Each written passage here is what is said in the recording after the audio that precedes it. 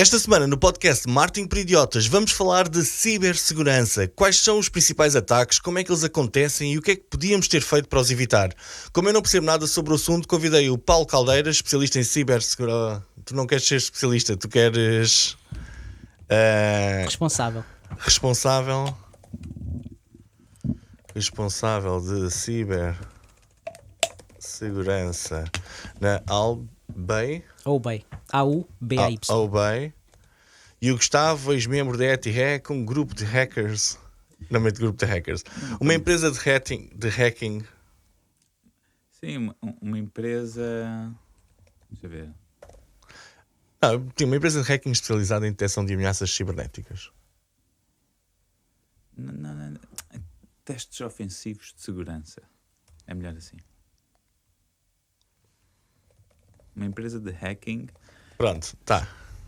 Ok. Bora. Esta semana, no podcast Marketing para Idiotas, vamos falar de cibersegurança, quais os principais ataques, como é que eles acontecem e o que é que podíamos ter feito para evitar.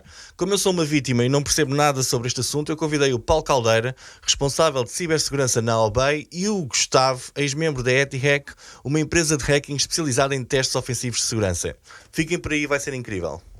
Ok, uma pausa. Olá a todos, o meu nome é Miguel Ronvieira e esta semana o Frederico Carvalho e o Diogo Abrantes Silva não puderam estar presentes, mas eu tenho dois convidados incríveis que nos vão ajudar a proteger melhor os nossos negócios, as nossas plataformas informáticas, tudo e mais alguma coisa. Eu estou a falar de Paulo Caldeira, o CISO da empresa Albay, responsável por segurança. Olá Paulo, diz olá às pessoas. Olá a todos. Ok, Paulo, fala-nos um pouco sobre ti antes de irmos aqui ao nosso outro convidado. O que é que te trouxe a este mundo da cibersegurança e CISO? Isto é uma das tarefas mais chatas que existe numa empresa, ou não? É isso mesmo, é bastante chato porque temos que ser os polícias da empresa em termos de compliance, isto é, quando temos a falar de empresas que são certificadas, a EUBAY é uma delas, ela é certificada, tem umas certificações, tem ISO 27001 e além disso, assim, há que tudo aquele panóplia de ferramentas que é preciso ter e para manter a empresa segura e longe, é assim, um dia há de acontecer. Temos a evitar que seja o mais rápido possível. És o tipo chato que depois de um dia mais tarde diz: olha, eu avisei, eu andei a pedir, não fiz nada disto. Ok. E para complementarmos aqui o Paulo Caldeira, temos também o Gustavo Silva. O Gustavo, para os nossos ouvintes mais antigos, ele é um repetente do podcast. Da primeira vez que se apresentou por aqui era como o gajo do marketing, né? Já há muitos episódios. Ele foi o cofundador do Homeit, uma das primeiras empresas de fechaduras inteligentes em Portugal, ou a primeira? A primeira. Sempre a primeira. E uma das primeiras do mundo.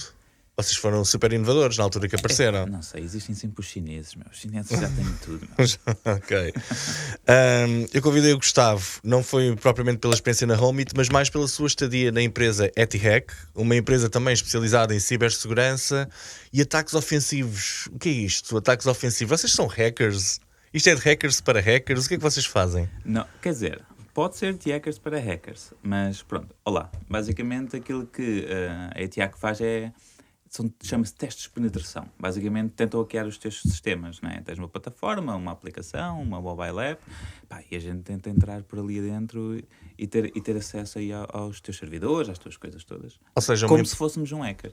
Ou seja, uma empresa contacta a empresa do Paulo para tentar proteger os sistemas e depois contrata a empresa do Gustavo para tentar destruir esses sistemas, é isso? Sim, pode ser. Mas, por exemplo, nós no nosso caso atualmente estamos a sofrer um pen testing. Portanto, isso é o quê? Basicamente é um exercício que é feito para testar as nossas ferramentas, as nossas aplicações e ver até que ponto é que nós estamos seguros. Ok, então mas isso para eu tentar perceber. Então antes de irmos lá, Gustavo, explica-me um bocadinho melhor, porque não acabaste de explicar o que é a ETHack faz. É testes de penetração, vão tentando ver o que é que acontece com os diferentes sistemas e as plataformas que existem, é isso? Sim, então, imagina, já agora só para desmistificar, acho que é importante, a palavra hacker, não é? Nós hoje olhamos para um hacker e pensamos que um hacker é alguém malicioso, não é? É um mau que vai entrar pelos teus sistemas e depois vai-te pedir um resgate financeiro, se não põe a tua base de dados toda na net, não é? Mas não é, ou seja, existem os hackers éticos. E a ETIAC é isso, são hackers éticos. Não é? O que é que um hacker ético faz? Da mesma maneira como um hacker normal tenta encontrar vulnerabilidades ao teu sistema, tenta entrar no teu sistema, e se eu encontrar vai ter contigo. E vai dizer, olha, existe esta vulnerabilidade, é assim que tu consegues replicar esta vulnerabilidade, por isso corrige-a, porque se nós descobrimos, provavelmente outros também podem vir a descobrir. Por isso isto chama-se prevenção, não é? É testes ofensivos proativos aos teus sistemas. Ok, Paulo, ias explicar melhor o que vocês fazem? O que eu ia fazem. dizer é, nós também fazemos isso. Pela certificação que temos, somos obrigados a fazer anualmente os testes de penetração. E, portanto, é banal numa empresa, e hoje em dia, cada vez mais, e deve ser saudável fazê-lo. Porque é a forma de se ter a certeza, ou pelo menos ter alguma confiança, que aquilo que existe está minimamente protegido. Nunca está-se totalmente. Há sempre algo que se pode fazer para dar a volta. Mas é assim, nada é imune. Na vossa experiência, isto é para todo tipo de empresas, todas as dimensões, ou só as grandes é que se preocupam com isto? Como é que está este mercado neste momento?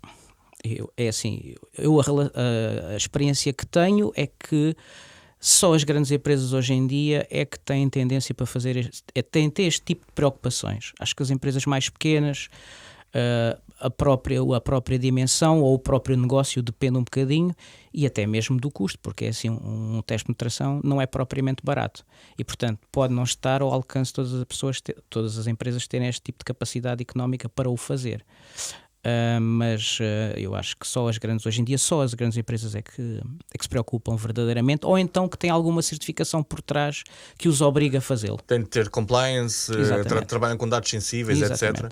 Mas, por exemplo, nós temos empresas como mediadores de seguros que trabalham com dados sensíveis, mas não me parece que a maior parte da malta não anda a fazer estes testes assim. Eu não consigo responder a isso relativamente não tenho experiência relativamente à banca, não. A banca é muito, muito protegida, e hoje em dia a União Europeia, por si só, ainda agora, o ano passado, há um regulamento que temos que cumprir, isto é, todas as instituições financeiras e bancárias têm que cumprir, que é o DORA. Ok. Isso aí não há volta a dar, e portanto vai ser obrigatório cumprir. E agora que entrou em vigor o NIS 2, que entretanto já passou a decreto-lei, que vai passar a decreto-lei brevemente, e portanto o NIS 2 é muito, muito agressivo, e aí não há, é só ver em que, digamos, âmbito é que uma empresa cai. Se é uma empresa do tipo essencial, ou aquilo tem lá uns detalhes que eu ainda não sei ao certo, mas a maior parte das empresas em Portugal vai ter que cumprir com o NIS 2. E é bastante agressivo. Ou seja, estão a surgir agora novas regras. Sim, bastante. Gustavo, pelo que eu percebi aqui da missão da ETIHAC é um bocado democratizar um bocadinho esta ideia de que a segurança é só para as grandes empresas, não é? Sim. Tocando outra vez numa coisa que aqui o Paulo disse, que foi: nunca nada é 100% seguro. Okay? Isto não existe. Por isso, nós, como o Paulo disse, existe sempre alguma coisa que a gente consegue fazer. Existe sempre um hacker especialista que consegue entrar por ali. Por isso é importante perceber isto. O que a ETIAC faz é, muitas vezes, por compliance, por exemplo, como a DORA, obriga aos bancos a fazerem testes de penetração. Muitas vezes, o que é que estas empresas grandes fazem? Podem fazer um teste de penetração ao ano, 2 testes de penetração ao ano, não é? Mas a tecnologia não é sempre a mesma, não é? Ou seja, faz um teste hoje, mas amanhã podem existir novas técnicas de ataque. A tecnologia pode ter uma nova versão, o servidor mudou, uma outra app tem uma nova versão, a tecnologia é diferente. Aquilo que a ETIAC faz é testes contínuos de penetração. Em vez de tu testares 1 ou 2 vezes ao ano, testas 1, 2, 3 vezes por dia. Sempre que existe uma nova versão. Até que há uma coisa que se chama os CVEs. Para quem não sabe o que é um CVE, é um Common Vulnerability and Exposure. É um programa que existe. Basicamente, só para tu teres uma noção, em 2015 foram publicados 6.500 CVEs. Basicamente é, alguém descobre uma vulnerabilidade num sistema, publica para todas as empresas que utilizam aquela tecnologia, identificar e corrigir aquela Ou seja, é como se fosse uma fichazinha que sai a dizer, olha, aquele sistema operativo tem ou software tem esta vulnerabilidade e isso saiu mesmo. Aqui e é público, tornou-se público. Isso mesmo. E isto é o que é ser um hacker ético, que é descobrirmos uma vulnerabilidade, qualquer pessoa que descobre a vulnerabilidade pode identificá-lo e reportar, e aquilo fica disponível para toda a gente que tem aquilo. Só para tu teres uma noção, em 2015 foram 6.500 CVEs publicados, em 2025 já vamos nos 35.000. Ou seja, ainda não acabou o ano e já temos tipo uma loucura. Neste momento são publicados 130 CVEs por dia. Então, mas imagina, quando surge alguém descobrir uma vulnerabilidade num sistema, publicar online, toda a gente pode ver, não são só empresas como vocês que são especialistas em segurança. Também vêm os maus. Também vêm os maus. Exatamente, exatamente. Aliás, existe um CVE, acho que sim. Não, houve um caso em 2021, talvez, aqui o Paulo talvez reconheça, o caso da Log4j, da JavaScript. Conta-nos. Esse foi o da década, da década passada, foi a maior vulnerabilidade descoberta, que o Log4j basicamente é que era toda a gente utiliza JavaScript para fazer qualquer coisa. Código, não é? Existe uma library, ou seja, um pedaço de código que as pessoas utilizavam para aceder ou para registar logs, ou seja, sempre que um utilizador faz um registro, não é? Ou fala com um chat, existe esta library que detecta este log. Não, o servidor fez login à data X. Desculpa, o utilizador fez login à data X. Ou então este utilizador fez aqui qualquer coisa. Certo, não entro em detalhes muito técnicos, mas sim. Pronto, só para te dizer que o que é que acontece? Estes hackers descobriram uma maneira de meter um códigozinho. Em vez de meterem o meu username é o miguel@gmail, põem lá um códigozinho, em vez de põem lá um script qualquer, em vez de ser o teu e-mail. Certo. E esse código fazia com que eles conseguissem recolher informação das bases de dados. Agora imagina, toda a gente no mundo utilizava esta library, não é? Ok. Por isso, isto tanto dá para empresas grandes como dá para empresas pequenas. Então, uma das formas de nós tentarmos prevenir este tipo de ataques é andarmos em cima desses registros, não é? E tentarmos ver se estamos vulneráveis a isso. E vocês, é isso que vocês fazem? Exatamente, isso tem um nome, chama-se inteligência de ameaças. Inteligência de ameaças. Exatamente, que é perceber o que é que existe e basicamente tentar tratar, se for aplicável, porque há CVEs que não são de todo aplicável ao stack de software ou aplicacional que existe. E, portanto, tudo aquilo que é aplicável é para ser corrigido. Há uns menos graves, há outros mais graves. Por exemplo, há 2 semanas a Microsoft foi detectado um CVE grave na plataforma onde as pessoas vão se autenticar. E, portanto, a Microsoft, passado pouco tempo, fez a correção. Mas durante esse período, aquilo ficou frágil. Portanto, podia-se tentar explorar isso rapidamente. É só para dar aqui um exemplo. Ok, estou a ficar aqui mal disposto enquanto ouço isto, porque são 35.000 ameaças por ano, não é? A partir de agora, sim, mais ou menos. É mesmo complicado estar em cima disto. Eu trouxe este tema porque há cerca de 3 semanas atrás, uma das maiores cadeias de dentistas de Portugal foi atacada, ok? Fizeram ransomware, eles perderam tudo, perderam os telefones, não havia exames, orçamentos, pediram para eu levar um orçamento que me tinham feito para um implante em papel, e eu tipo, ok, então pronto, deixa lá ver se encontro isto lá para casa e tal. Nada estava a funcionar, não havia sistema de senhas, não havia absolutamente nada. Isto aparentemente é cada vez mais comum. Segundo o relatório da cibersegurança em Portugal, Riscos e Conflitos 2024, nós tivemos o ano passado cerca de 2.512 crimes de cibercrime e mais de 20.000 burlas informáticas. Uma das perguntas que eu vos faço enquanto especialistas, estes números, eu pensando assim neles, até me parecem mais ou menos pequenos. Será que isto é apenas uma ponta do iceberg? Será que todas as empresas sabem que foram atacadas?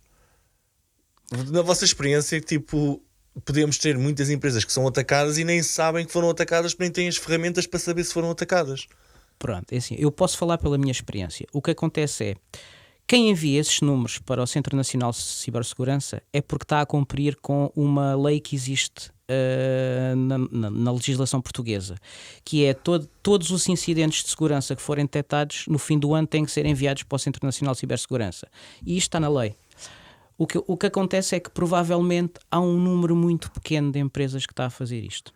Okay? E achas que é por não quererem estar em compliance ou por desconhecimento total da lei? Ambos. Pode ser mais um. Pode ser por desconhecimento da lei, pode ser porque não estão em compliance ou até porque não querem ter chatices. Porque é assim, vamos lá ver. Cada vez que tu tens um incidente de segurança, tu tens que fazer o reporte dele. E quando ele é muito grave, tu tens que reportar ao Centro Nacional de Cibersegurança. E se houver perca de dados, ou que é o chamado data leakage, tem que se contactar a CNPD.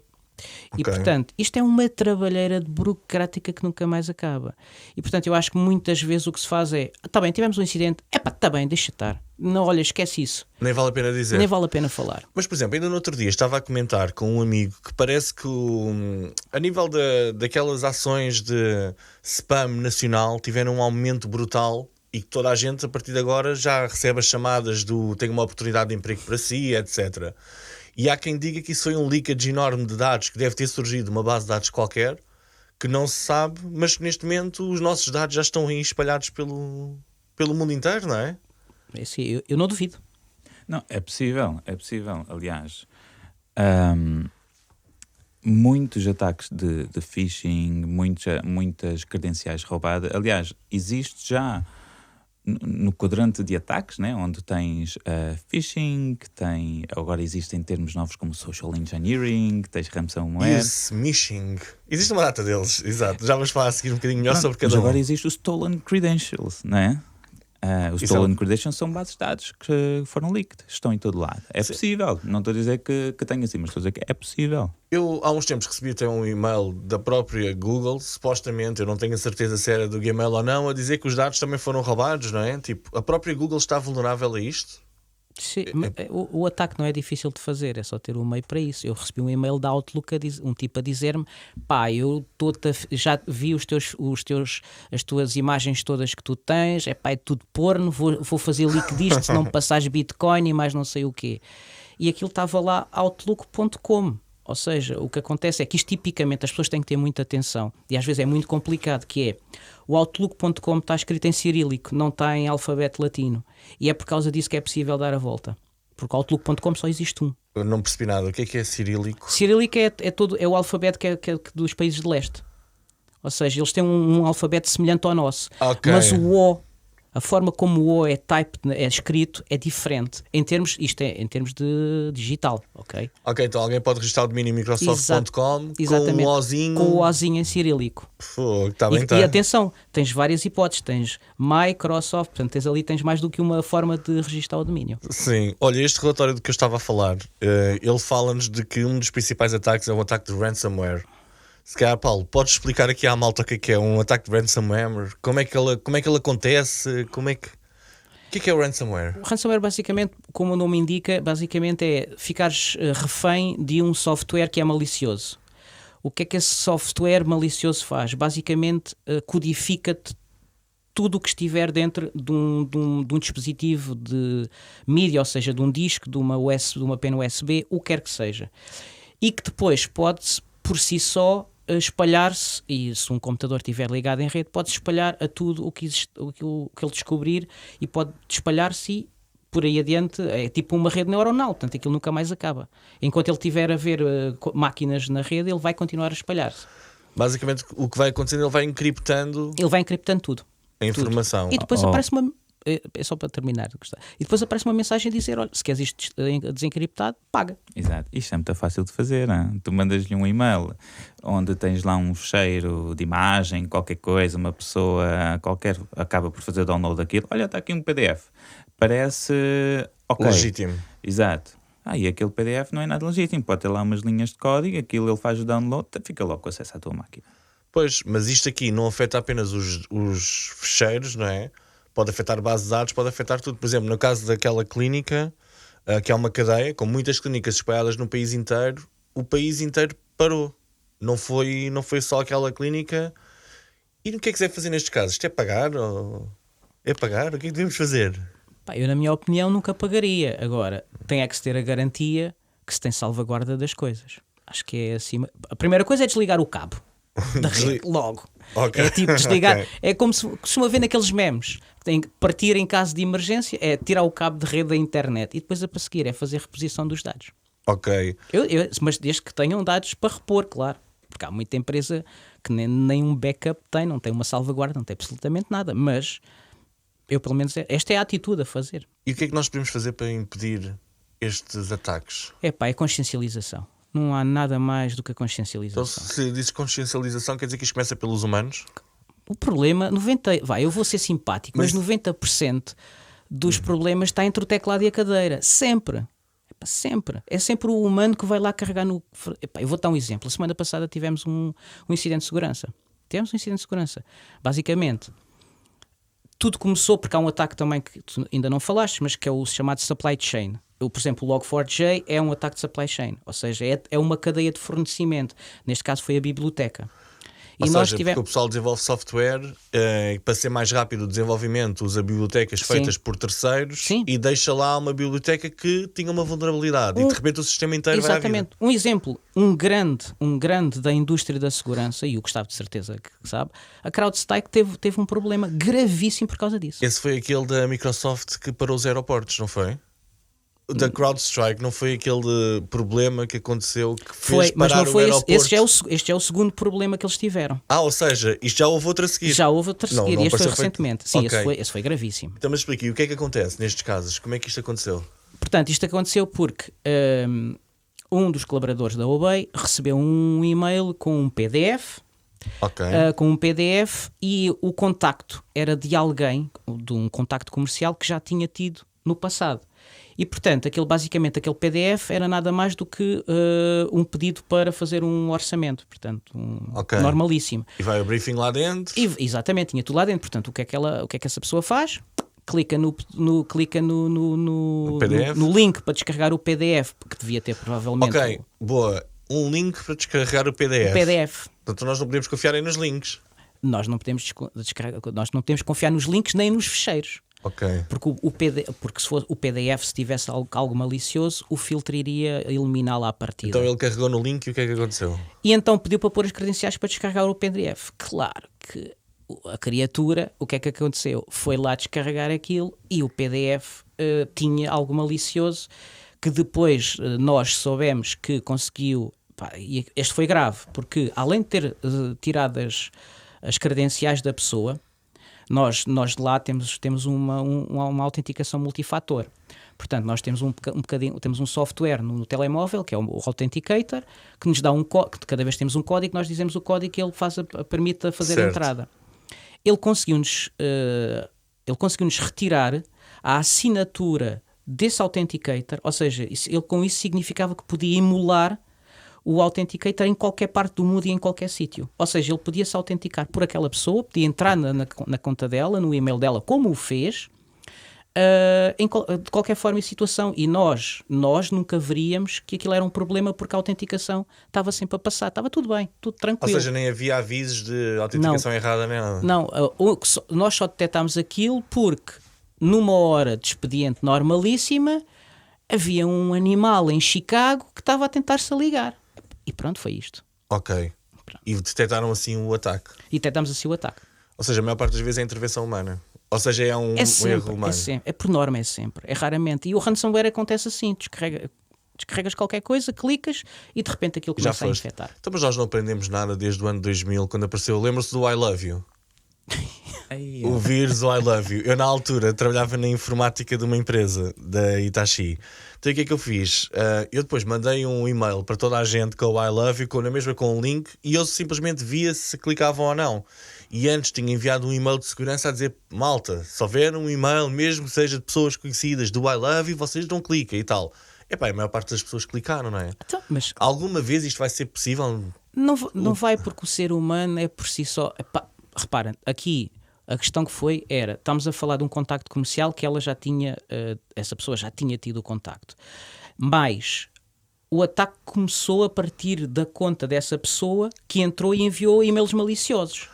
E começa-se a espalhar por todo lado. E começou-se a espalhar. E, portanto, foi só aproveitar e tentar angariar o máximo a informação que pudesse nas contas que ele conseguia ter acesso. Sim. Foi isto. E a inteligência artificial, Gustavo? Não nos pode ajudar no meio disto tudo? Pode, mas antes de falar no que pode ajudar, isto está a ficar cada vez mais sofisticado. Eu não sei se tu viste uma agora que aconteceu com o CEO do YouTube. Não. Com inteligência artificial, deepfake, ok? Fizeram um vídeo dele, mandaram um vídeo por e-mail, esse vídeo, para influencers. A Ok. dizer, olha, isto agora temos aqui umas alterações às nossas estratégias de monetização e tal, não sei o quê.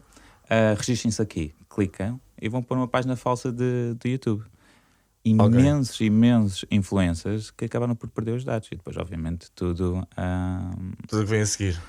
mas é tudo alvo de resgate, pois, não é? E isto aconteceu. Ou seja, o AI é bom para muita coisa, mas também, neste momento, está a acontecer esta escala, ok? Deepfakes, vozes que nos são familiares. Estavas tu a falar há bocado de chamadas que nos ligam Com as ofertas de emprego. Eu até acho que uma delas é... Não, estou a gozar. Mas aquilo que eu quero dizer é... Sabes que eu até já tenho medo de às vezes dizer só um tô? Sim. Às vezes eu começo a ficar com medo que me comecem a clonar a voz para outros... Pois, neste momento a tecnologia de inteligência artificial está a ser utilizada mais do lado do ataque do que do lado da defesa, é isso? Eu creio que... Quer dizer... Isso é assim, não quer ser alarmante, por isso existe, por exemplo, a ETIAC utiliza AI de uma maneira super boa. Neste momento está a surgir uma tendência muito grande que são hackbots, desenvolvidos por empresas de segurança, que esteja um bot que está proativamente a estudar o teu sistema e a tentar técnicas de ataque para descobrir vulnerabilidades. Ou seja, ele apanha os tais reports que existem de vulnerabilidades e está a tentar aplicá-las em todos os sistemas que têm Essa é uma delas. contratados. Essa é uma delas. Mas também tem as suas próprias metodologias de hacking, não é? E a ETIAC também faz e fazia muito isso, que é, nós também temos as nossas próprias maneiras de entrar nos teus sistemas. Claro. E aqui já não temos a limitação humana, não é? Aqui a limitação humana tens de estar ali e tal, a pensar, não sei o quê. Agora, se tu passares isto tudo para uma máquina, a máquina faz isto tudo a toda a hora. Até porque com 35 mil vulnerabilidades por ano, precisamos de ajuda. Claro. Isso vão ser mais. Acho que vamos em 35 mil. Este ano, em 2024, foram 40. Mas segundo ali o Paulo, 99,9% dos problemas não surgem por causa da infraestrutura, surgem por causa do ser humano que clica. Será que não devíamos ter assim no Outlook, sei lá, um AI qualquer que dissesse, isto não se pode clicar nisto, porque o AI supostamente consegue olhar para aquilo de uma forma um bocadinho mais assertiva do que... A questão é que tu precisas sempre de uma validação humana no fim do dia, porque a inteligência artificial basicamente baseia-se em informação e ela pode ser boa ou má. Pois. E portanto, há um ser humano para validar, tem que haver sempre um ser humano para validar. Eu acho que, por exemplo, essa pessoa que recebeu esse e-mail e clicou, não foi a única que recebeu esse e-mail e as restantes pessoas não clicaram. Portanto, isto tem a ver um bocadinho também com a pessoa em si, que é, ok, será que devo clicar? Será que devo fazer? I love you é demasiado forte. Não. Será que nós estamos agora perante uma nova oportunidade aqui para ouvir I love you, por exemplo, que na altura foi assim dos mais conhecidos e parou o mundo? Eventualmente. Eu espero que não, porque isso só dá dores de cabeça, mais nada. Vocês dão formação às pessoas? Damos. Ou seja, e há um serviço que prestam a outras empresas externas? Não, isso não. O que nós fazemos é formação interna, ou seja, quando as pessoas entram na empresa, elas têm o chamado onboarding, e nesse onboarding são passadas várias informações relativamente à consciencialização e ao awareness sobre cibersegurança e a segurança da informação. Ok. Uma das coisas que eu tenho visto e que vi ao longo da minha empresa, da minha vida profissional, era empresas pequenas e médias com servidores físicos nos seus próprios espaços. Será que hoje em dia isto ainda faz sentido? Isso não é uma grande vulnerabilidade de segurança? Ou seja, nós temos as próprias empresas a tentarem gerir uma infraestrutura informática. Será que é mais seguro nós metermos as coisas numa cloud da Microsoft ou da Google e não termos nada do nosso lado, entre aspas? É assim, eu hoje em dia... Há um problema que se levanta hoje que é a questão da sovereignty dos dados. Que é, és verdadeiramente tu o owner dos dados que tens numa cloud? Porque é assim, convenhamos que se amanhã o Trump decidir que quer ver os dados que estão instalados alguns nos data centers na Europa, ele vai ter acesso. Portanto, não há dúvida nenhuma. E a partir desse dado, isso significa que nós não somos verdadeiramente os proprietários dos dados. E acho que aquilo que deve acontecer é a União Europeia tem que começar a providenciar este tipo de infraestrutura, de cloud, mas para europeus. Porque nós não estamos seguros, definitivamente não estamos seguros dentro da temática da questão da propriedade dos dados. Porque quem é proprietário dos dados, ou seja, o owner ou o fornecedor de cloud, é sempre na última instância o dono dos dados. Ou seja, tem acesso aos dados Tem mesmo... acesso aos dados. tem acesso aos dados. E, portanto, é sempre muito duvidoso. Agora, relativamente à tua questão, é assim, depende, por exemplo, eu falo pela experiência, nós temos infraestrutura interna e eu às vezes penso que a infraestrutura interna ainda assim consegue estar muito mais bem protegida do que aquela que está em cloud. Não pelo facto de estar limitada o acesso, porque o acesso é limitado, mas porque há esta temática da propriedade dos dados, ponto 1, e ponto 2, que é, quando existe uma vulnerabilidade, nós temos de estar à espera que o fornecedor, e eu dei o exemplo anterior da Microsoft, temos de estar à espera que o fornecedor corrige. E pode ser uma coisa rápida ou pode-se levar uma semana ou mais. Mas teoricamente eles têm equipas, digo eu, não é? Por exemplo, eu uso na minha empresa, microempresa, eu uso a cloud da Google, ok? Também tenho o OneDrive, meto lá algumas coisas e tal. Eu parto do princípio que eles têm sempre aquilo super atualizado, não é? É melhor do que eu ter as coisas num servidor que eu estou a gerir e eu tenho lá tempo para gerir aquilo. Eles têm, mas os 35 mil CVEs dizem o contrário, que há sempre alguém a descobrir qualquer coisa que pode entrar. E desta vez descobriram uma bastante grave e houve um hiato temporal em que se esteve à espera da correção. E enquanto essa correção não existiu e o cliente no fim do dia não consegue fazer absolutamente nada. É que nem mitigar consegue. Tem que estar à espera que corrijam. O que é mitigar? Mitigar é tratar, é tentar endereçar colocar o problema. um workaround, desenrascar a português. Ok. Diz-me uma coisa, tu como CISO, e estou a fazer a pergunta para ele, mas também é para ti, Gustavo. Hoje em dia o pessoal faz desenvolvimentos e coisas muito desenvolvidas in-house, não é? Então, utilizando inteligência artificial e vibe coding, aquelas coisas todas que vão aparecendo, começam a aparecer muitas empresas que fazem coisas novas, ok? Como é que um CISO consegue endereçar os problemas todos e vulnerabilidades todas que vão começando a acontecer e que começam agora a surgir quando temos mais pessoas nas empresas a desenvolver coisas e a experimentar coisas? É assim, em termos de compliance, o compliance obriga-te a que existam regras no desenvolvimento de aplicações. Portanto, isso significa que existe logo, por exemplo, políticas de desenvolvimento de código seguro. Okay. Ou seja, à partida isso tem que estar implementado. Depois, tu tens o RGPD que também te adiciona mais alguma camada de confiança no software, que é o Privacy by Design e o Privacy, já não me lembro do outro, o Gustavo provavelmente deve-se lembrar, que é o Privacy by Design e o Privacy by qualquer coisa, que são duas temas que o RGPD também obriga.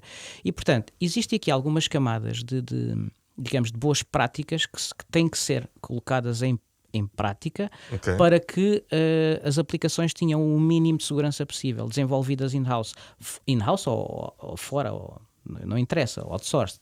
Mas existe aqui. E isto só depende das pessoas que estão à frente desses desenvolvimentos e que fazem essa aplicação. Mais uma vez, o fator humano conta muito.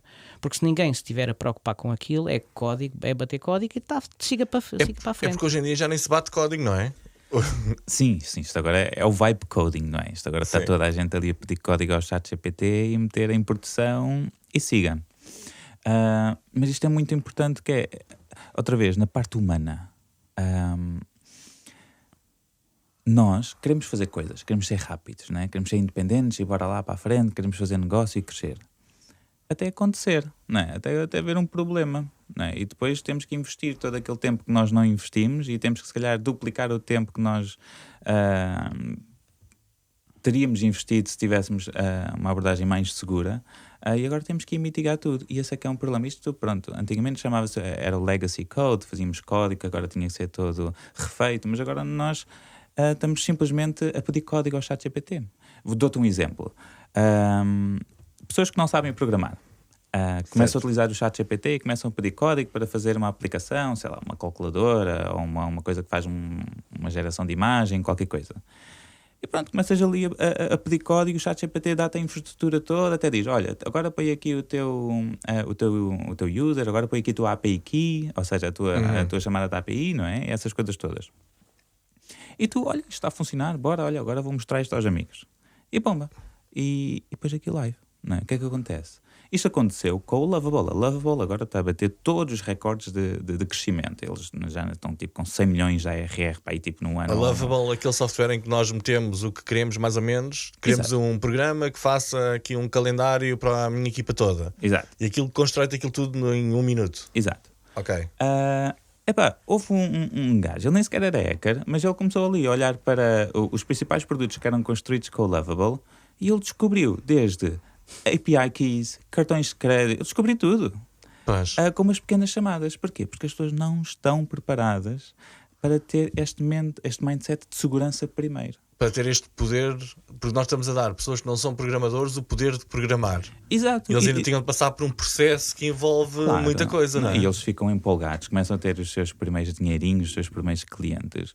Mas o que pode acontecer é que, se calhar, em vez de fazerem dinheiro, daqui a uns 6 meses, com o que vai acontecer, com o leak de base de dados e essas coisas todas, vão perder dinheiro, não é? Sim. Isto é o que está a acontecer agora com o Vibe Coding. Ok, então estamos a entrar num mundo onde tudo está a acontecer ao mesmo tempo, ou seja, por um lado temos as ferramentas de segurança e empresas de segurança que estão a aparecer muito mais sofisticadas, mas por outro lado está-se a abrir um mundo inteiro a programadores que não são programadores, que fazem soluções não seguras, e por outro lado os hackers têm muito mais ferramentas para trabalhar para conseguirem fazer hacking de forma mais eficaz, não é? Como nós vimos que agora estão a aparecer deepfakes e o smishing e o vishing e agora... Está a aparecer uma técnica nova de hacking que se chama Prompt Injection, né? Basicamente, tu tens um chat e tu começas a falar com o chat e consegues arranjar a maneira de começar a extrair informação daquele chat, que é, olha, dá-me aqui uma API key. E ele diz-te que não dou uma API key. Ok, e tu arranjas maneiras. Sabes o que é que aconteceu? Eu vi pessoas a testarem como, olha, faz-me aqui uma música. E nessa música põe lá a API key. Ok, ele canta a API key. E ele dá a API key.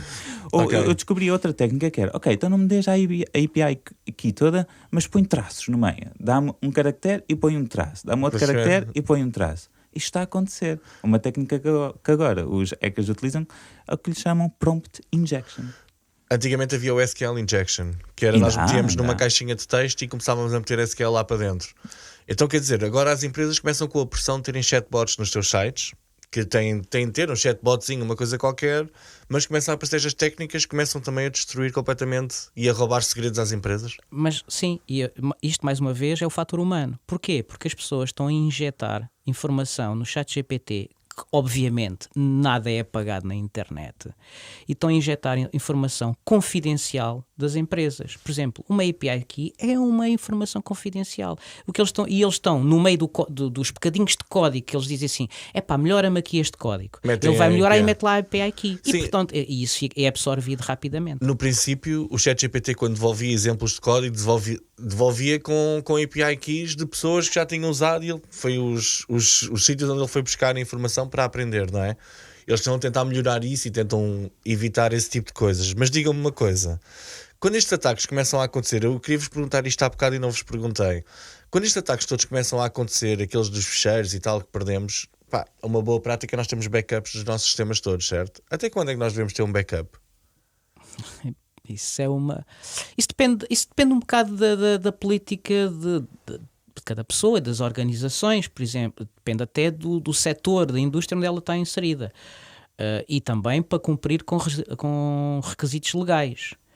Sim, mas imagina, se eu apanhei um vírus, porque os vírus entram, enviam lá o tal e-mail, a pessoa clica, apanhou o vírus na rede e tal, apanhei o vírus, mas um vírus inteligente não ataca logo tudo, espera, digo eu, pelo menos se eu fizesse um vírus, esperava para aí uns 5 ou 6 meses, e depois é que o vírus começava a trabalhar, a fazer o seu trabalho. E depois, quando a pessoa vai recuperar o backup, por exemplo, nesta clínica, parece-me que foi o que aconteceu. O sistema voltou para aí 2 vezes e depois ia abaixo outra vez. Porquê? Porque eles faziam backups com os vírus. Parece-me a mim que era o que estava a acontecer. Como é que nós conseguimos mitigar um bocadinho isto? Uma é fazer o chamado backup imutável, que é o backup nunca muda. Portanto, quando tu escreves, não há possibilidade depois de ser alterado de qualquer forma. Okay. Epá, super técnico. Nem percebi bem o que é que acontece. Imutável quer dizer que nunca muda. Ou seja, tu fazes um backup, salvaguardas os dados, e o que é que acontece? Esses dados têm digamos, uma chave única e essa chave nunca pode ser alterada. Portanto, se qualquer tipo de software tentar entrar nesse backup ou tentar, digamos, manipular a informação que lá está, ele não vai conseguir, porque aquilo é o chamado... É a mesma coisa que tu fechares uma fechadura e partires a chave. Naquela ali já não vais entrar. É um backup imutável, é a mesma coisa. A analogia é esta. Ok? Isto é uma das técnicas que se usa. As outras depois depende um bocadinho. Há empresas que têm backups seguros, algures em locais remotos e que estão lá durante 2-3 anos e que depois, se houver algum problema, eles vão lá buscar aquilo e fazem acaba por ser sempre uma grande trabalheira. Olha, eu gostava de falar um bocadinho também sobre phishing. Ok, já tivemos aqui muito tempo no ransomware, no prompt injection, que não tínhamos programado, mas também achei super interessante. A nível de phishing, isto ainda funciona, ainda se usa? Vocês ainda veem ataques deste género? Eu vejo, e acho que toda a gente vê. Alguns deles vão parar ao spam, mas eu acho super curioso o que acontece. Então o que é que está na moda? Imagina, mudas de trabalho agora e alguém consegue identificar que tu mudaste de trabalho agora. É só ver o LinkedIn, exatamente. Pronto. Exatamente. E isto está a acontecer muito em startups, por acaso, que é onde eu trabalho mais. Uma das coisas, e já me aconteceu em 2 startups onde eu comecei a trabalhar, que é mudo, passado 1-2 semanas recebo um e-mail do meu CEO a dizer: olha, Gustavo, estou aqui, tipo, olha, podes falar comigo aqui no WhatsApp, não sei o que mais. Aquilo parece super original. Certo. Mas depois vou ver o domínio daquele e-mail, aquilo é tudo esquisito, não é? É um Gmail qualquer, é uma coisa esquisita. Mas eles estão a começar a fazer estas técnicas. Isto é tipo lead gen, já viste? Eles vão ao LinkedIn, identificam que tu mudas de trabalho e mandam-te um e-mail para tu começares a falar com o CEO por WhatsApp. E depois o que é que fazem? O CEO da nova empresa, supostamente. Exatamente. E depois o que é que fazem? Vão-te pedir dinheiro. Olha, estou aqui enrascado, ou vou aqui fazer uma viagem, não sei o quê. Olha, transfere-me lá e sei lá. E será que não ficas a pensar, vim trabalhar para o sítio errado? Fogo. Claro, Estes gajos, também, em vez de darem dinheiro, estão-me a pedir dinheiro. Também. Mas isto acontece muito. Tipo, são logo os primeiros e-mails que eu estava a receber na minha inbox. Sim, aqui naquele relatório, eles dizem que as marcas mais simuladas em phishing são a banca, serviços de e-mail, transportes e logística. Exatamente. Quantas mensagens é que tu já recebeste da CTT Expresso? Exato. Exato, para levantar, não é? E aquilo, se é assim, todos nós hoje mandamos lá encomendas da Temo ou da AliExpress, ou seja o que for, não é? Estamos sempre a receber coisas. Isto funciona. Aliás, isto quase funciona porque na minha própria casa eu já recebi, espera lá, isto ficou preso na alfândega, deixa lá ver isto. Depois começas logo a perceber que aquilo está mal escrito, ou ali existe ali um domínio que é estranho. Mas, atenção, isto são técnicas de phishing, ok? Está, felizmente, esta nova geração, creio eu, está um bocadinho melhor preparada. Mas eu vejo coisas como a minha sogra, o meu pai, que recebem mensagens da não sei de onde para pagar a água e vão querer pagar aquela fatura. Não é? Isto está a acontecer. Eu acho que a nova geração já consegue identificar um bocadinho melhor. O que é que eu quero dizer com isto? Existe uma empresa de cibersegurança que se chama Mediant, foram comprados pela Google, desculpa, e eles lançam um relatório todos os anos. E o phishing já é o 3º ano que está a decrescer a nível de ataques, ok? Ok, está a decrescer. Está a decrescer, exatamente. É a terceira, antigamente era a primeira, era o primeiro vetor de ataque, agora já é o 3º. O primeiro está as explorações de vulnerabilidades, os tais CVEs e isso tudo. O segundo estava Stolen Credentials. Ok. E o terceiro já estava Phishing. Ok. E aqui no phishing como é que isto funciona? Geralmente nós recebemos um contacto qualquer, um e-mail, SMS... Sim, é tentarem te enganar. É isso, e depois desse phishing, depois muitas vezes mandam-te para páginas que são falsas, páginas que tu consegues entrar e aquilo parece-te um site do CTT, parece-te o site do YouTube, parece-te a Google, parece tudo, mas não é. Por isso as pessoas, aquilo que têm que estar preparadas é, a primeira coisa a identificar logo é o domínio, não é? Perceber se aquele é o domínio original ou não. E a nossa firewall não devia resolver isto? Não, a firewall é um pecado de software que te protege só do tráfego que entra e sai entre a tua rede e a internet, basicamente. Portanto, é assim, existem... Não, porque isso é por e-mail e, portanto, isso significava que a firewall tinha que chamar de abrir o pacote onde vem o e-mail, ver se aquilo era fiável, e existem outras ferramentas que fazem isso muito mais ajusante, que é os filtros de e-mail, os providers de e-mail já fazem essa detecção. Mas eu vou-te dar um exemplo de phishing. Sim. Nós tentamos fazer um exercício de phishing na OBEI por ano. E é a coisa mais engraçada do mundo. Porquê? Primeiro nós depois passamos... O exercício de phishing, enganar os vossos próprios Exatamente. colaboradores. Exatamente. E então nós temos que pensar como um hacker e, portanto, nós vamos pensar o que é que nós temos que podemos aliciar as pessoas a clicar que nem ali à grande. E então, o que é que nós fizemos? Nós temos uns benefícios através de uma plataforma externa. E o que é que nós fizemos? Boa, era a altura da Páscoa. Vamos fazer assim. As primeiras 10 pessoas que clicarem aqui têm direito a 500 euros. Lançámos aquilo para a empresa toda. E nós temos uma plataforma que registra os cliques e quem é que clica no e-mail, quem é que abre o e-mail, quem é que clica no link e quem é que coloca as credenciais. Só para vocês terem noção, a plataforma engasgou de tal forma o número de pessoas que estavam a clicar naquilo, a abrir, a clicar, a meter credenciais. Eu cheguei a receber uma chamada, mais do que uma chamada de time de pessoas a dizer, por favor, apaguem-me isto, o que é que eu fiz? Porque as pessoas estavam em pânico depois de colocarem, é que chegaram à conclusão, isto é phishing. Mas foram todos à ganância pós 500 euros. Pois, e as pessoas até repetem várias vezes, aquilo não está a funcionar e eles estão ali a tentar Ficámos meter... com a plataforma completamente engasgada. Aquilo nem conseguíamos ver quem é que estava a clicar naquele momento. Não, e com essa informação, o que é que se faz a seguir? Essa informação... Descobriram que a empresa não percebe ou caíram todas. É só agora, peixinhos. Né? É só peixinhos da tua empresa. E agora o que é que se faz? Lá está, é a tal consciencialização. É explicar às pessoas que o risco que existe é grande e que as pessoas têm que primeiro, é o que eu costumo dizer, é pergunta primeiro e dispara depois, porque geralmente é o contrário, é dispara-se primeiro, parece que já fiz aqui uma borrada. Não, primeiro vês de onde é que vem, tal como tu estavas a mencionar, Gustavo, que é, ok, vão ver o endereço, se for alguém que vocês conheçam, vão perguntar efetivamente a essa pessoa se ela enviou alguma coisa, porque às vezes eu acho que a malta mais nova tem aversão a telefonemas via telemóvel. É verdade, já saiu um estudo qualquer sobre isso. Epá, não gostam de falar ao telefone. Não gostam de falar ao telemóvel. E às vezes é só pegar no telemóvel. Olha, Chico, afinal, enviaste o e-mail ou não? Não. Ok, pronto, é phishing aquilo. É só. E em vez de estar... Porque a malta gosta, manda para os WhatsApps, manda para o Instagram e não sei o quê. Eu não sou dessa geração. Eu pego no telefone, olha, foste tu que me enviaste este e-mail? Fui. Ok, está bem. Mas tu estás agora aí a tocar num ponto que eu até gostava de falar a seguir, que é os ataques de engenharia social. Diz-me uma coisa, vocês lá na tua empresa quantos é que são? Desculpa, não percebi. Quantos é que são no total da empresa? Somos à volta de 1200. Ok.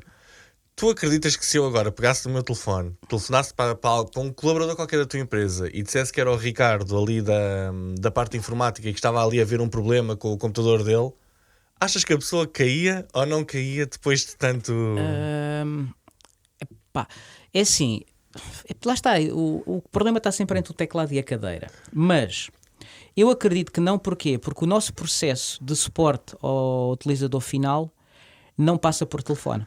Olha, eu tenho aqui um áudio para ouvires. Estou a gozar. Mas tremeste. Não, mas é que realmente dizem que estes ataques de engenharia social é quando nós pegamos o telefone ou o WhatsApp ou whatever, telefonamos e nas empresas muito grandes, geralmente é mais fácil cair-se nisto, não é? Às vezes é o assistente do CEO que telefona para o contabilista e diz que precisa de uma transferência rápida porque está ali numa reunião.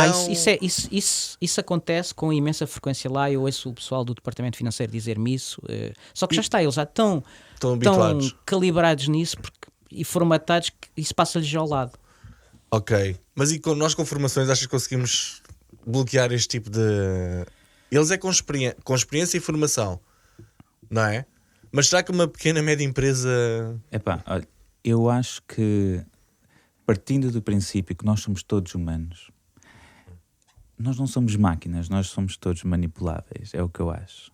Não é? Então, eu tenho aqui a definição, para mim, de social engineering, que é manipular pessoas em vez de computadores.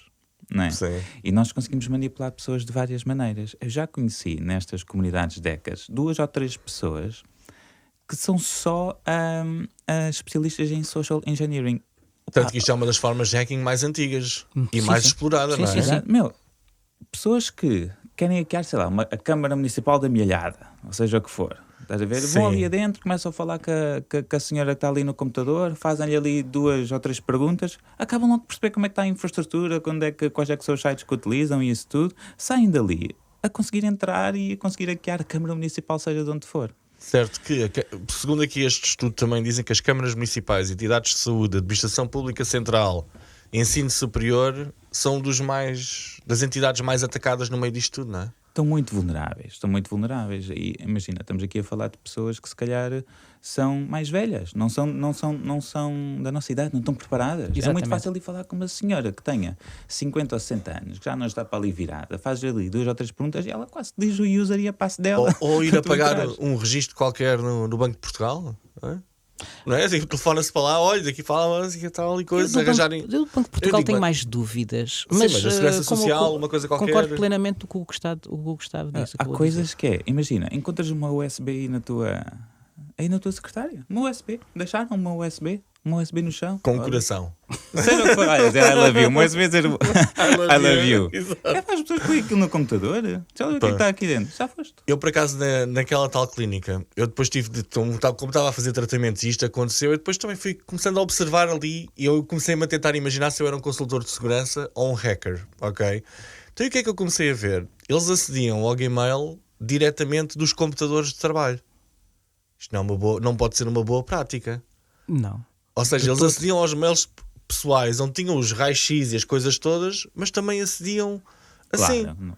Podiam usar, por exemplo, eu lembro-me de uma das empresas onde trabalhei, era impossível, eu não podia usar pens. O computador não aceitava pens, não havia essa questão. E mesmo aqui no estúdio onde nós estamos a gravar, nós não podemos usar, por exemplo, seria muito mais prático para nós tirarmos daqui o nosso MP3, levámos para casa para editarmos depois o podcast. Mas não, nós não podemos fazer, tem de ser eles a enviar-nos o episódio completo, ok? Mas ali não, ali aparentemente estava tudo, a porta está escancarada, não é? Hoje em dia já está completamente generalizado o facto de não se poder aceder às portas USB. Certo, mas ao e-mail pessoal, numa empresa, ali... Lá está, eu acho que tem a ver um bocado com a razoabilidade de cada um utilizar o meio profissional para poder aceder. Lá está, tudo tem a ver. Por exemplo, nós não bloqueamos de qualquer forma, ou bem, porém, o OneDrives e coisas do género e Google Drives estão bloqueadas, não há hipóteses. Ou seja, isso já não dá. O Gmail é para tudo bem. A pessoa vai receber um e-mail qualquer, até podia receber no telemóvel, mas que às vezes é mais prático porque está em frente ao monitor.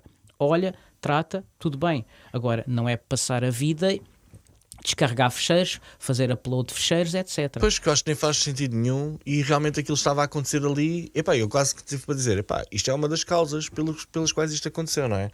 Para começarmos aqui a fechar a nossa conversa, vamos então pensar agora um bocadinho em boas práticas e o que é que nós devemos fazer. Já percebemos que aqui a parte humana e informação é importante, mas para aqueles que nos estão a ouvir lá em casa e que acham que já têm essa parte completamente controlada, o que é que nós podemos fazer mais a nível de infraestruturas? Quais é que são as boas práticas neste momento que vocês, se tivessem de dar 5 ou 6 conselhos, quais é que seriam os conselhos que davam? Em termos de infraestrutura? Em termos de tudo, de segurança, sim. A primeira coisa que eu diria é desconfiar por natureza de tudo. Seja da infraestrutura, que ela nunca está bem, porque há sempre qualquer coisa que se pode melhorar. A pessoa em si deve ser desconfiada por natureza na utilização das ferramentas informáticas, porque hoje em dia, como o Gustavo mencionou, a temática tudo pode-se fazer fakes. Está fácil, é facílimo hoje em dia. E, portanto, eu acho que deve-se desconfiar sempre de qualquer coisa. Eu acho que deve-se ter o mínimo de condições exigidas em termos de segurança. Tu mencionaste a firewall. Eu acho que é a primeira coisa. E eu já vi N empresas que não sabem o que é uma firewall, nem a têm implementado, e isso é a primeira barreira de segurança a uma infraestrutura. A maior parte da malta mete a net a funcionar lá no escritório e pronto, está feito. Não é? Siga tipo aquilo liga. É isso. Mas não. A firewall é a primeira base. Mas podemos ainda mais atrás, que é passwords. Esquece a password 1, 2, 3, 4, 5, não é? Ok. Faz passwords grandes, com caracteres. Utiliza um gestor de passwords.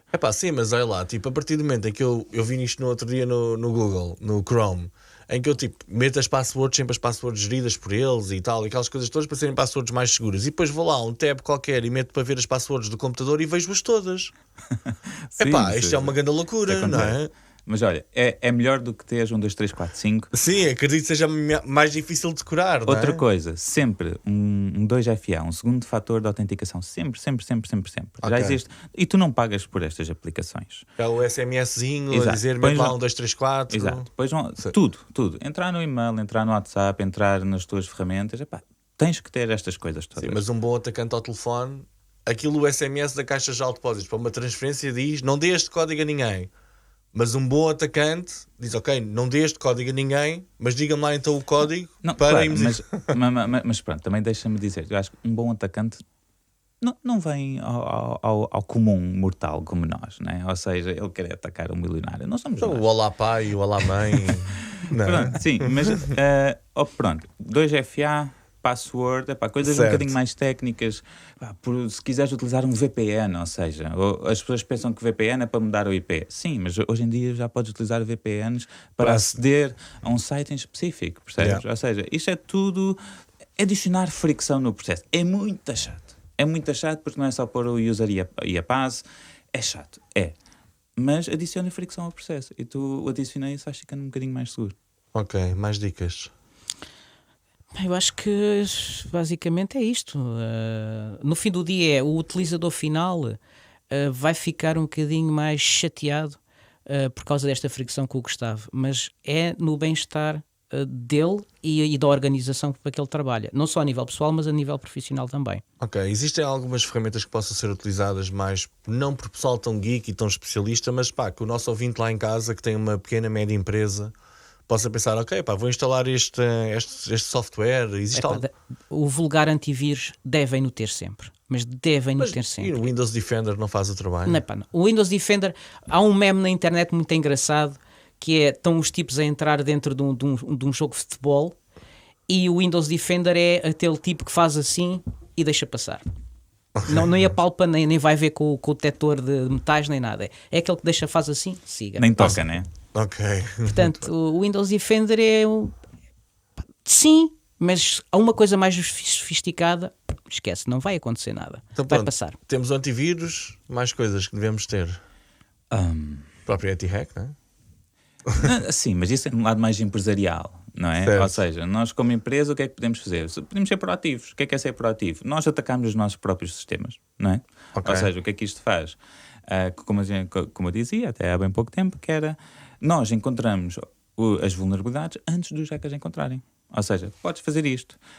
Podes utilizar, existem um bocadinho mais atrás, podes utilizar scanners. Os scanners têm acesso às bases de dados todas de todos os CVEs e isso tudo, e podem começar a dar-te alguns sinais de que, olha, podes estar vulnerável aqui. Quando falas em scanner, diz aqueles serviços, existem serviços online para fazer isto, certo?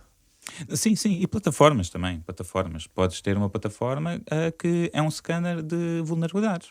Então eu vou ao Google e escrevo scanner vulnerabilidades e vejo o que é que me aparece. Por exemplo, tens a Nessus. Nessus é um bastante popular. Ok. Onde as pessoas que estão neste lado mais corporativo e querem ter alguns insights de vulnerabilidades podem partir daí. E depois o que é que acontece? Empresas muito grandes, não sei se sabes, mas existem programas de bug bounty. O que é um programa de bug bounty? Por exemplo, o TikTok tem a Amazon tem onde são programas onde eles, através, por exemplo, da HackerOne. A HackerOne é a maior plataforma de bug bounty que existe, onde vão buscar os maiores hackers do mundo, que são conhecidos. São recompensados por E são encontrarem. recompensados, exatamente. E consoante o nível de criticidade, de vulnerabilidade encontrada, imagina que eles conseguem, sei lá, encontrar acesso à tua conta do TikTok, uma coisa crítica, percebes? Eles conseguem até receber tipo 50 mil euros por uma vulnerabilidade encontrada. Então as empresas também se protegem um bocadinho, são proativas nessa maneira. Mas pronto, até chegares até poderes pagar estes programas de vulnerabilidade, começas a utilizar estas ferramentas que já falámos em algumas. Muitas delas até são grátis, não é? Que fazem um scan grátis Claro. e depois... Sim, o mínimo exigido é de grátis. Ok. Quando quiseres algo mais com mais detalhe, pronto, aí tens que passar algo já pago. Mas Ou então o depois mínimo, quando eles testam, encriptam-te aquilo tudo e dizem agora pagas em cripto. Algum de vocês quer acrescentar mais alguma coisa? Que lá para casa? eu só digo que para que as pessoas devem ser cautelosas, acima de tudo. Hoje em dia é mesmo, não só a nível pessoal, mas a nível, na sua vida em geral, mas em termos de cibersegurança, devem ser muito cautelosas e desconfiar sempre à partida de tudo. Boa. Sim, eu toco no AI. O AI está aqui. Existem deepfakes, existem voice fakes, existem muitos fakes. E então, como o Paulo disse, desconfiar de tudo. É desconfiar, tem que ser a nossa primeira natureza. Isso assim já nos protegemos um bocado. Seria de esperar que no mundo com AI tudo super evoluído, se as coisas ficassem super mais fluidas, não é? E afinal de contas temos de ficar todos muito mais desconfiados de tudo. Olha, obrigado aos dois por terem vindo. Eu acho que conseguimos tentar explicar aqui de uma forma não técnica uma coisa que é muito técnica, não é? Eu espero que tenham gostado deste episódio. Aos que estão lá em casa, não se esqueçam de subscrever o podcast para irem apanhando mais conteúdos destes. E por hoje é tudo. Tchau. Muito obrigado. Obrigado a todos. Tchau. Marketing por idiotas.